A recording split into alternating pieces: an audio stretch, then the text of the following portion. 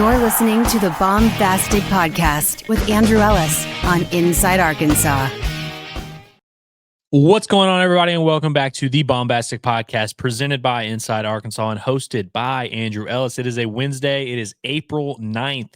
The Razorbacks are one day removed from a midweek victory over the Arkansas State Red Wolves, and a couple of days before they open up a very important series on the road against the Georgia Bulldogs in Athens. Going to be a top 10 matchup, going to be a master versus protege type of matchup with Dave Van Horn coaching against Wes Johnson. We know Dave Van Horn has some good success against his proteges, you know, whether that be Lane Burroughs, Tony Vitello, Rob Childress, Andy Sawyer. You know, he's got all these, although I guess Andy Sawyer's gotten him a couple times here lately, but always fun when we get to do that kind of stuff. And on tomorrow's episode on Thursday, we will do a lot more of a preview into what that Georgia series is going to look like. You got two of the better offenses in the SEC. Really excited to break that one down. You know how last week we were doing the Missouri series and I kept saying, I wasn't trying to be disrespectful, but it's hard to hype yourself up to play against Missouri, a team that, you know, was 0-9 coming in, they're 0-12 coming out. You know, you kind of know you're facing a little bit of a gimme, and it's tough to kind of psych yourself up for that series. And I'd imagine it was kind of tough for the Arkansas Razorbacks to psych themselves up to play that game. Not going to be the case with this Georgia team, who is coming off of a series sweep. They had a rough go of it in Austin, lost 3 pretty close games. You know, wasn't like they got their doors blown off or anything, but a little bit of a disappointing result for them. They fall from, I guess they were up at like number 2, number 3 in the rankings. They fall more to that 7 to 10 range, depending on where you look. I believe they are number 7 in the D1 baseball poll. So going to be a little bit of a motivated Georgia team, and they're going to be at home in Athens. A little bit of a weird park. We know Arkansas's last trip to Athens did not go very well a couple years ago, and that was against a really bad Georgia team. So this is a really good Georgia team. Definitely going to be a fun test, particularly for the Arkansas pitching staff. And again, we will talk a lot more about that. But today's episode, I got a little something different for you guys. I'm going to be honest. This is a stats-heavy podcast here. At least today it is. And as you guys know, I mean, I love numbers. I love looking at numbers and kind of contextualizing sports through that lens. I try not to be one of those nerds who like can't talk ball without numbers and can't, you know, have a conversation of back and forth without being like, well, actually, da-da-da-da. But, you know, the numbers are important. And I feel like in baseball, you know, what winds up being a large sample size sport, when you look back historically, you can learn a lot through numbers, and it's pretty easy. I mean, honestly, we're going to go through a lot of them here.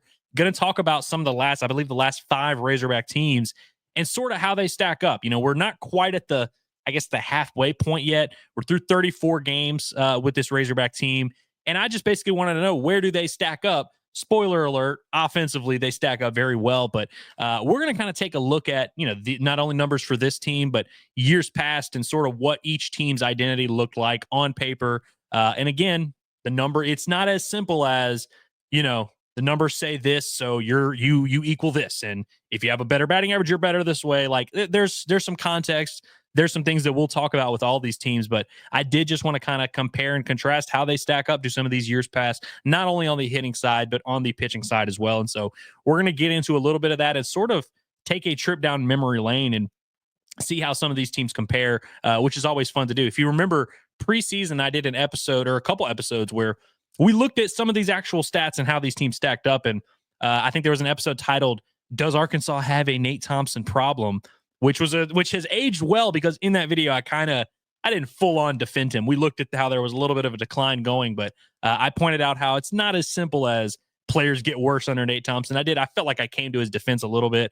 I also did an episode that I can't remember the title of it. It was kind of, but it did look at Arkansas's offensive decline and if Arkansas was getting left behind in college baseball compared to their peers. So some of these numbers that we're going to go through here on the show may remind you of that. It's not going to be a complete rehashing of that episode, of course, because now we have new data to compare it to. And it's also a little bit of different statistics because I was showing end of the year numbers. These are going to be the statistics, hitting and pitching for through 34 games, how this Razorbacks team stacks up. Because, you know, it would be unfair to compare the numbers right now when it's been mostly non-conference play to teams that had finished their season. And so, but one thing I did kind of notice in my studies is that there's really not a ton of variance between, you know, some of these past teams, whether it's 2021, 22, 3, 4, what they did in non-conference versus what they did in conference. Obviously, the numbers themselves are different. You hit better against non-conference competition, but in terms of how they stack up, like it wasn't a thing. Like I also have listed where each team ranks over the last 5 years, and so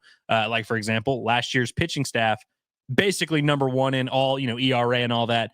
There wasn't a ton of variance, as in like if they were number one against SEC play, they were like number 4 against non-conference. Like usually it was kind of how they stack up. And again, we're going to get into all the numbers. So stick with me here. It's going to be a fun episode as we kind of throw all that. If you don't like numbers, if you don't like the math of it all, might not be an episode for you, but I do, again, think it's kind of important to note this and contextualize this because I feel like we can learn a lot from history and sort of just have a better understanding of how this team stacks up and kind of what they're doing at the plate and on the mound. And so we're going to do all that. Before we get started, do have to remind you guys, we are brought to you by Alumni Hall at 3417 North College Avenue, the absolute best when it comes to Razorback merchandise, the ultimate Razorback shopping experience. They've got the top brands, apparel, hats, Yetis, accessories, tailgate gear, gifts. Every time you spend $150, you get a $10 reward to use next time. And so I said last time, there's never a bad time to up your merchandise game. You always need that new Razorback shirt, that new Razorback hoodie, seasonal. They're always good about mixing it up over there at Alumni Hall. You can check out their online store, InsideArkansas.com/Alumni Hall, where the promo code HOGSBY20 will get you 20% off your first purchase. Also, if you're going to be in the area next weekend, Arkansas is going to be hosting Texas A&M for a very important baseball series. They will also be having their spring football classic on Saturday. It's going to be a Thursday through Saturday series. Also Easter weekend, so I figure there might be some people in town. If you got nothing going on, Friday afternoon, John Curtis and myself, we will be at Alumni Hall doing our live Inside Arkansas live show, which is live on the internet, on YouTube and Twitter and everywhere, every Monday through Friday, noon to basically 1:45. So come check that out. Come hang out with us at Alumni Hall. Come get you some cool stuff. And again, use that promo code online, HOGSBY20, InsideArkansas.com/Alumni Hall. We appreciate them for all they do for us. So again, some of you are probably, semi-familiar with these numbers, or at least we're following the program, remember these teams and kind of remember how this went. So hopefully some of you are not like, hey man, we don't need the refresher. Like I remember, and I understand that. And like I said, we've talked about some of these numbers and alluded to these teams in past shows before, but I hope it's not too much of a rehashing, but I wanted to make it clear the ranking that you see here, I'm going to put these numbers up for each team. The ranking that you see in the parentheses is compared to the last 5 Razorback teams, the 2021 team that had Kevin Kopps, lost in the Super Regional, the 2022 team that went to Omaha and damn near won it all, the 2023 team that got exposed by TCU in the postseason, lost their home regional, and then of course last year's Razorback team, which also ended their season in the regional, and then also this team. It's comparing them all. So if you see that little parentheses, it says second, fourth, whatever. That is what that is referencing. For those of you that are listening on podcast, I'm going to do my best to read as many of these numbers as I can so you understand and so you get the picture here. We are going to start with the 2021 squad. And again, you see the record up there. They were 28-5 to this point, 9-3 in SEC play. Again, I tried to do all of these through 34 games, which is where the Razorback team as of today is at in their season. This is the one team that had a little bit of an issue because their 34th and 35th games were played in a doubleheader against A&M. And so this isn't actually a game before them. But the only stat of these stats that is a counting stat is the home runs. And this group actually ranks second among the 5 teams in that run. This is a 2021 lineup. Again, this is the Razorback team that basically was number 1 for the entire SEC play. Like they ran up to number 1 in the polls after I believe it was sweeping Mississippi State on the road.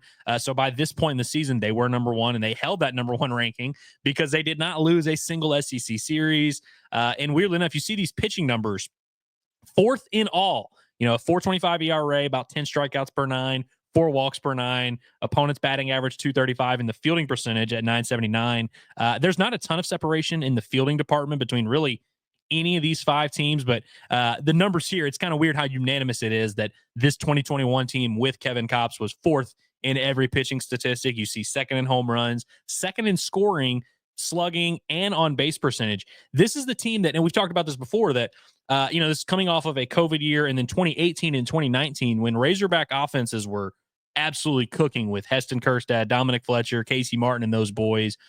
Jack Kinley and the sort, Carson Shaddy in 2018, all that. Those teams in 2018 and 2019 put up really good numbers offensively. Those were Nate Thompson's first year as the Razorback hitting coach. And this 2021 team, you see the batting average there at 287 at this point. It wound up even lower than that, I think in like the 265, 268 range overall for the season. A lot of people saw that batting average number and thought this year's offense was much worse. But those home run numbers, which you see stack up pretty well with all these Razorback teams, and they were up in the country in walks, and so they were getting a ton of power and a ton of they were getting on base a good bit despite the lower batting average. I actually thought this was one of Arkansas's more underrated offenses there. And you see the numbers there below that they only had 300 hitters at this point in the season, none of which finished the year at over 300. I believe it was Matt Goodhart, Caden Wallace, and who was maybe that other? Maybe Christian Franklin was over at 300. Again, none of those finished. You had a bunch of guys that were kind of in that 275, 280 range with guys like Brady Slavens. Robert Moore, I believe, ended up leading this team in home runs and batting average. So you had just a collection of pretty solid hitters, and it was a pretty solid lineup 1 through 9 that fought you at the plate a good bit. You see their second scoring 8.5 runs a game, second among these Razorback teams of the last 5 years. That number was also up there nationally. And the pitching numbers, of course, not great on paper. It's kind of weird looking back at it because at this point in the season, Kevin Kopps had thrown 28 innings, had thrown fewer innings than Zeb Vermillion, had thrown fewer innings than Peyton Paulette, fewer innings than a few different guys on this Razorback roster. Of course, wound up leading the team in innings pitched, leading the team in everything. So this pitching staff became very dependent on Kevin Kopps. It is kind of interesting to see how they stacked up. Like I said, one of the better offenses Arkansas has had. I feel like it's a group that we kind of forget how potent they were at times and how dangerous they were week to week in the SEC. And of course, we always remember how the season ended. And then you move on to 2022, where Arkansas brought back a lot of those same pieces from the lineup. Jalen Battles, Robert Moore, Caden Wallace, Brady Slavens. You also added in some pretty solid transfers like Michael Turner, Chris Lanzilli, Jace Borfin, who wound up not being in the everyday lineup. This was a lineup, and you see the numbers there, I felt like really underachieved in the regular season, and that line of thinking was very vindicated looking at the postseason where they went on this run to the College World Series and stacked up pretty well, ended up kind of raking their way there. And you see the numbers there for the pitching staff below. The second best ERA over these last 5 years, the second best strikeout rate, third in walks, second in opponent's batting average, and the best fielding team. Of course, again, you had Peyton Stovall at first base, Moore at second, Battles at short, Wallace at third, and Turner behind the plate. Probably the best infield defense we will ever see at the University of Arkansas. And like I said, there's not a ton of separation in the fielding percentage with all these teams. But that 2022 group that took Arkansas to the World Series, really a special defense. And I think these numbers, if you remember, this was the year that Dave went into the season. Dave Van Horn was basically like, there's no doubt about it. Like, we're going to hit. This should be one of our best offensive teams. I think this is around the same time when the anti-Nate Thompson narrative and agenda really started getting ramped up. Of course, because you had the disappointing postseason finish in 2021. And anytime you get shut down in the postseason and that's how your season ends, going to leave a sour taste in the fans' mouth. That also kind of happened in 2019 at the College World Series when Arkansas got shut down in those two games and went 2-in-a-barbecue. And so you combine that with a 2022 group that on paper should have been very good. And actually, if you look at some of the individual numbers, they finished the year all pretty well, but in the regular season, never really put up the numbers we expected, didn't really take that step forward offensively. In fact, across the board, were worse than the group I just showed you in 2021. And of course, that group that, went, 22-8 in SEC play, 150 games, was very good. And so this group basically fourth or fifth, one of the, not the worst offense we've seen over the last 5 years, I guess, on paper, but one of, if not certainly the worst. So again, a little bit of a disappointing year here. But of course, they finished their year very well in the College World Series, and they got it going offensively. Of course, that Stillwater Regional, like the highest scoring regional ever, they found a way to win that. And so me personally, I've said this a few times, this season, I remember being a little concerned about the offense, but they kind of kept winning up until the end of the regular season when they ended up not hosting a regional. I was kind of willing to overlook the shaky numbers offensively because of how they finished their season. And then you come into 2023, by the way, where Arkansas's offense, I mean, you see the numbers there by this point in the season was actually doing pretty well. This group had a ton of injuries where Jared Wagner goes down, misses a ton of time. Tavian Josenberger goes down, misses a ton of time. I think you also had Parker Rowland got injured here and there. And the entire pitching staff, you see the numbers down there. On paper, this 2023 Razorback team, which again, their season finished in the regional against TCU, 5th in ERA, 4.96, 5th in strikeouts, 5th, and they had the lowest strikeout rate and the highest walk rate of any of the last 5 Razorback teams. Also had opponents hitting 270 against them. That's 5th. And also the worst fielding team, weirdly enough, which is kind of weird that how it played out that way. You also had Peyton Stovall tear his labrum during this season. And so you see the numbers there at this point in the season through 34 games, 27-7 with a 9-4 SEC record, second among these last 5 Razorback teams in average, third in slugging, third in on base percentage, second in runs, which is very interesting. I feel like they were actually third in runs behind that 2021 team and behind this year's squad. So that's actually a typo there. Third in home runs. So really, weirdly enough, pretty much middle of the pack when you compare them to these last 5 Razorback teams. And again, when you take into account some of the injuries, this was another year where, again, if I'm being honest with myself, I kind of looked back and was like, okay, I'm willing to excuse this because they were pretty good and they had some injuries and the numbers were fine. And honestly, in the postseason, it wasn't the offense that was the issue. They ended up just giving up hundreds of runs to TCU, and that's kind of what ended their season.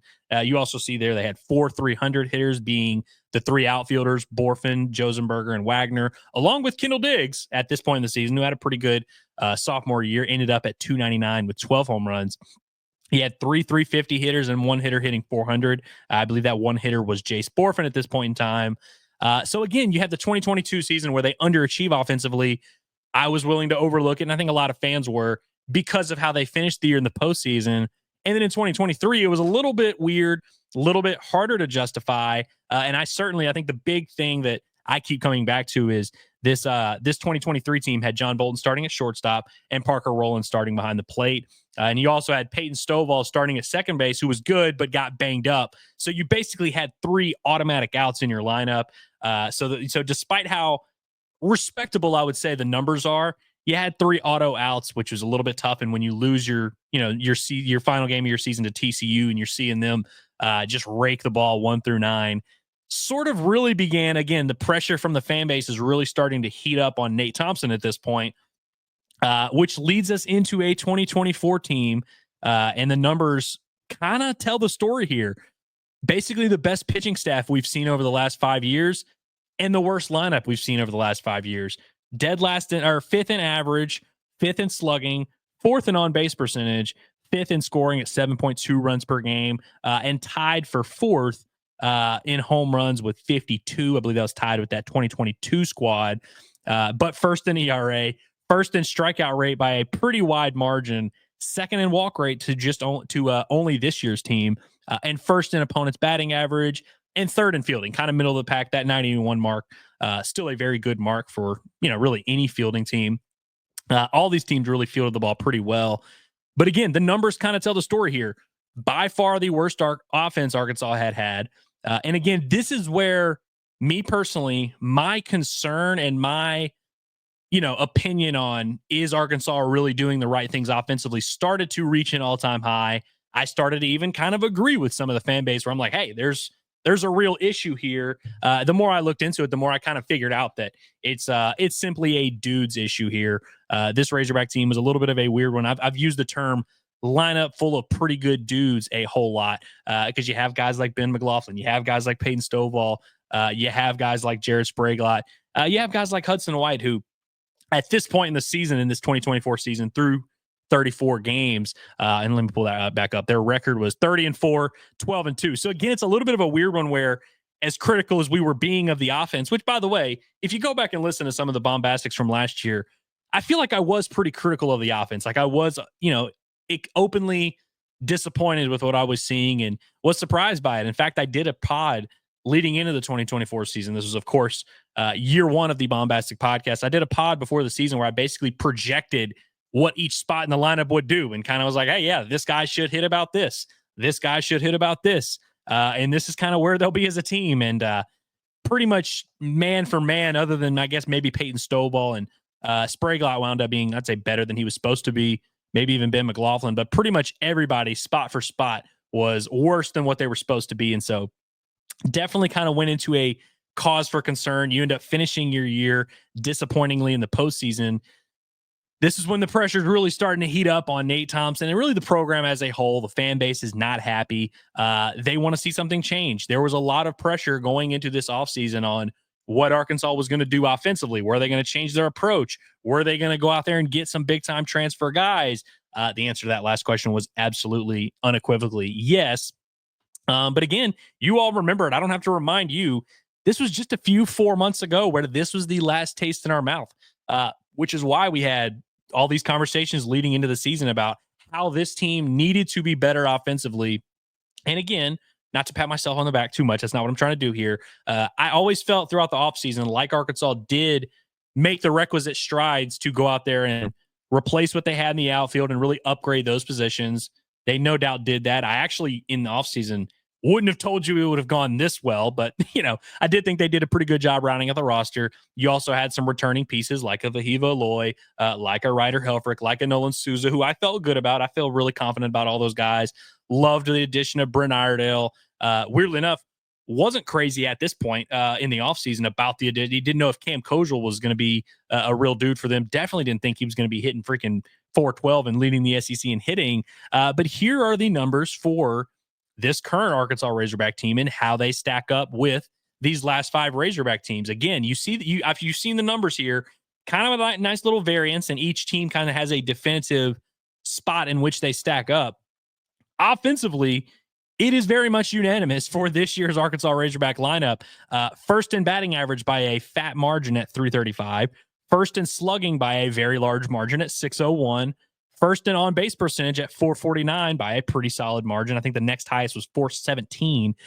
First in runs per game at 10. The next highest was 8.5. And last year's lineup, let me fact check myself here, was at 7.2 runs per game. And so, just these two pictures right here, you go from fifth, fourth, to first everywhere. First in home runs at 74, have 7 hitters hitting over 300, have 5 hitters hitting over 350, have 2 hitters hitting over 400. And you look at the pitching numbers. So again, a lot of people have done the very, the easy game of imagine if you could combine this year's lineup with last year's pitching staff, which I'll pull it back up one more time. You see last year's pitching staff was first in everything except for walks, where they were second to only this year's team. So people are right. Yeah, if you combine those two, you would have basically an all-star group of Arkansas Razorback, all around. So again, it is cool, and these are not necessarily surprising. If you've been watching the season and watching the way this team hits, we kind of knew they were stacking up pretty well. But I think it is kind of cool to just see that not only are they first in everything, it's really not close. If you go back and pull up all the numbers here, there's really no one even knocking on that door. And so it's good to see them so unanimously in first place. And then onto the pitching side, again, we've spoken about this pitching staff a lot and how I've kind of said I was a little bit underwhelmed so far, a little bit disappointed. And I do clarify just a little bit. I do like that this team has the best walk rate, the lowest walk rate among all the last 5 Razorback teams at 2.9 walks per 9 inning. Third in strikeouts with a pretty solid mark there at 10.7. And that mark is also top 20 nationally right now. That ERA is also top 20 nationally right now, and third among Razorback teams here lately. Third also for the strikeouts per 9. Third for the batting average against at 226. I don't know exactly where that ranks nationally, but I'd imagine it's in the top 25, 30. And second in fielding at 984. That is also right in the top 10 nationally. So again, even in a year where, it feels like maybe things are a little bit down for the pitching staff, they actually stack up pretty well compared to some of these recent Razorback teams. And so I thought that was interesting. I thought it was cool to see how this team stacks up. I don't know if this episode was as fulfilling for you guys, if you guys were as blown away by this as all. In fact, a lot of these numbers probably weren't that surprising. You probably could have guessed where all they ranked. But I did think it was cool to note. And so I wanted to talk about that a little bit.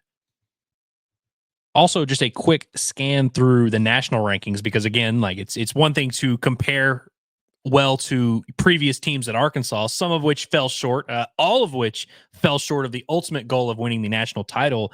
And again, coming back to the point that I was, debating and kind of talking through with you guys in the offseason of, is Arkansas getting left behind in the race in college baseball, in the arms race of going out there and getting dudes, going out there and producing the best offenses possible? That was a very fair question. By the way, shout out to Camo Hog. I believe that's the guy who asked the question that prompted the video in the offseason. A loyal listener. Shout out to Camo Hog, just in general. But I believe it was he who asked the question of, is Arkansas kind of falling behind the Tennessees and A&Ms of the world? And again, that was a very valid question. And if you had looked at the last few years, the answer to that question was yes, that Arkansas's offense was kind of getting left behind. And so I do think, again, on top of this being without a doubt the best Razorback offense we've seen in 5 years by a pretty wide margin, and it also compares very, very well to 2018 and 2019. The reason I had the cutoff at 2021 is simply because the University of Arkansas's game notes only go back to 2021, so I didn't have the exact numbers of through 34 games, just the end of year totals. But again, it's also important to note how you compare to the national rankings, because in 2018 and 2019, Arkansas hit 108 home runs, and that was in the top 5 nationally. This year, if you hit 108 home runs, you're going to be like 35th nationally. Like everyone's rates are growing. So I do think the national rankings are important. The pitching numbers may surprise you a little bit, but first we'll go through the hitting. Arkansas is 5th nationally in batting average, which again, I've always said batting average is kind of an overrated stat. It's more about the on base and the slugging. In this particular case, they kind of all line up, because Arkansas is 4th in on base percentage, 4th in slugging, also 4th in runs scored per game, also 4th in home runs per game. Arkansas also 20th in walks. And so basically, whatever metric you want to use, Arkansas is one of the most elite offenses in the country, without a doubt. And if you take into account level of competition, they're certainly, like, there's no argument to be made that this is not one of the most potent offenses in the country. And in the pitching side, again, I think they would maybe surprise you how well Arkansas ranks. Arkansas is currently 10th nationally in ERA. They're currently 5th nationally in WHIP, which is walks and hits per innings pitched, which is always notable. Strikeouts per 9, Arkansas is currently 15th nationally. Walks per 9, Arkansas is currently 3rd nationally. Strikeout to walk ratio, Arkansas sitting at 2nd. And the fielding percentage for Arkansas at 984, sitting at 7th nationally. So what am I saying? What are we learning here? One, the Hogs are pretty good. One, the Hogs just came off of a series against Missouri where these numbers get beefed up a little bit. But I would also point out some of Arkansas's top competition in the SEC, like an LSU Tigers, like a Texas Longhorns coming off a very good series win, they also have already played Missouri, and they don't rank as well as Arkansas in most of these categories. And so if we're going to do hey, Arkansas played a bad series against Missouri this past weekend, there's a lot of other SEC teams that are going to get that same opportunity, but most of them do not stack up as well as Arkansas stacks up in terms of the national landscape. And so what does this mean? I'm sure there's some of you guys that are sitting there like, look, man, these numbers are cool and all, but I don't care. You got to win in the postseason, which 100% you are right. But I do just think it's notable because, again, you look back at past years, this just simply wasn't the case. Arkansas was winning at a high rate. Like, hell, this time last year, they were 30-4. They're 31-3 this year. So really only a 1-game improvement. Are they really that much better? And if you look at the pitching staff, no, they're not better. But if you look at the offense, it is like this team has a very different identity about them. And really, I would, the last time I feel like Arkansas had a true identity 1 through 9 in the lineup like this would probably be that 2021 team that never lost a series in SEC play and, of course, ultimately underachieved in the postseason. But I think this is just basically a more talented version of that group. And so it's very exciting stuff. And it's just cool to look at these numbers because, we feel the way we feel and we watch this team. And I think we all agree, like, you can sense a little bit of a change. You can sense a different vibe and atmosphere with this team and an enthusiasm and a scary feel to this lineup. But it's also cool to see the numbers that back it up. And it's going to continue to evolve. Of course, we'll continue to keep you updated on where Arkansas ranks and all that. And of course, they're going to face some really good competition here in the next 4 or 5, really 6 weeks to where, they're going to get their chances to prove just how legitimate they are. But so far through 34 games, wanted to make this a little bit of a progress report episode. Arkansas grades out very well. We always do our player grades. I guess that's a kind of a Inside Arkansas common theme here. Like I said, Hogs grade out pretty well. Will they keep that up? Will they ultimately be able to carry this into the postseason? We'll see. Those questions remain to be answered. But like I said, I do think there is definitely just a lot of value in Arkansas kind of asserting themselves as one of the better lineups in the country, which they just simply have not been for a while. And so it's cool to see them regain that form. And I think as we enter the postseason and as we get into, deeper into SEC play, I think the rest of the nation at this point kind of knows. And so doesn't mean anything until you win in the postseason, but thought you guys might enjoy that little rundown of the stats and sort of where this team stacks up. Hope you learned something today. Hope you can carry it with you. So I appreciate you guys for sticking with me. Actually didn't take me as long as I thought. I was a little worried this episode might end up being like an hour. Don't like to make you guys sit there and listen to me babble too much, but just around 30 minutes. We kept it nice, compact, short. And again, tomorrow we will dive deep a little bit into sort of how this series stacks up for the Arkansas Razorbacks against Georgia, because all these numbers I just read off about how awesome Arkansas's offense is, Georgia's kind of got those numbers too. And so it's going to be cool to see how these teams stack up on paper. And we'll let you know some of the bats to watch. There's plenty of HD roofing and construction heavy hitters in this Georgia lineup as well. And so looking forward to seeing Arkansas in that atmosphere against Wes Johnson and those boys. We'll have the coverage all weekend for you here on Inside Arkansas and here on the Baumbastic Podcast. So appreciate you guys for being with me. Appreciate you guys for always tuning in. Like I say, it's always been a productive episode of the Baumbastic Podcast. We will see you tomorrow for the Georgia preview.